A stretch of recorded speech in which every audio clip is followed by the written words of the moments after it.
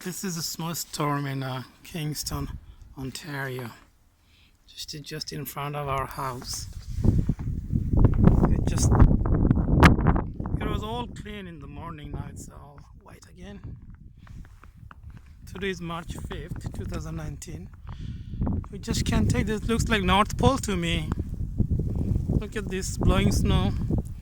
It's almost parallel to the ground.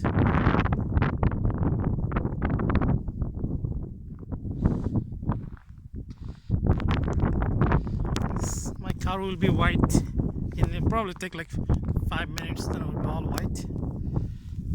And so will be the house.